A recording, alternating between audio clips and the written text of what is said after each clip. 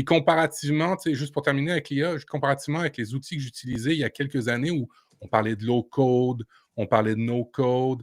Maintenant, je Mmh. suis revenu au code, mais avec l'IA. C'est-à-dire que Mmh. j'utilise quasiment pratiquement plus des affaires simples WYSIWYG, tu sais, d'interface.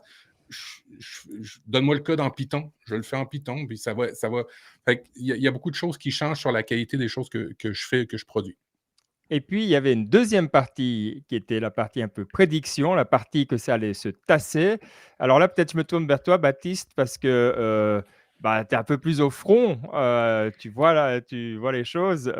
Est-ce que tu penses que ça va se tasser? Et puis après, on va demander à Mike aussi. Mais c'est vrai, bah, en gros, d'habitude, c'est une courbe, hein, donc, Ouais, est-ce qu'on suit la courbe ou l'IA, elle est, voilà, elle va pas faire comme d'habitude? je suis à la fois d'accord avec Guillaume et pas vraiment d'accord. C'est-à-dire que si tu dis la courbe, elle est censée monter, ça dépend vraiment de quelle courbe tu regardes, selon moi. Si la Le question c'est, cirque est-ce que la de courbe... Gartner, tu sais, le truc triste, quoi. Ouais, mais encore une fois, tu vois, c'est la courbe de quoi? C'est de la courbe du modèle de base, tu vois. En gros, on avait donc ChatGPT GPT-3 en... Attends, c'était quand? C'était en 2022, quand ChatGPT est sorti. Ensuite, on a eu donc 2022-2023. Ensuite, on a eu GPT-4. Et pour l'instant, on n'a toujours pas GPT-5. Et donc, est-ce que la puissance de ce modèle-là va se tasser? Ça, c'est à peu près, ça, c'est tout le monde le dit, tu vois, ça, c'est évident que le consensus, enfin, c'est évident. Disons, le consensus, c'est que ces améliorations comme ça va pas vraiment marcher très bien dans le futur. Donc, avec ça, je suis d'accord avec Guillaume. Maintenant, ce qu'on voit, c'est que, donc, par exemple, il y avait cette année, on a vu OpenAI O1, qui est une nouvelle façon d'entraîner un modèle, qui est un nouveau type de modèle, qui réfléchit plus. Et donc, ça, on a vu que ça continue de s'améliorer.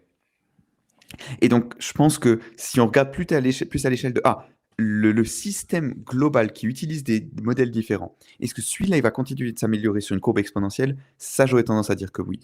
Et la dernière chose, c'est les interfaces qu'on utilise, tu vois, parce que ChatGPT, tu vois, c'est cool, mais c'est quand même vachement limité, quoi. Je veux dire, pour faire du code, ça marche bien.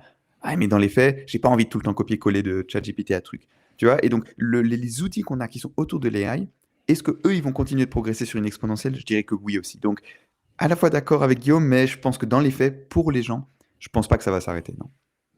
Est-ce que tu es d'accord avec moi, Guillaume, ou pas vraiment? Oui, oui, oui, je suis d'accord. De toute façon, bon, et puis je pense qu'on n'est pas les seuls à avoir ce regard-là.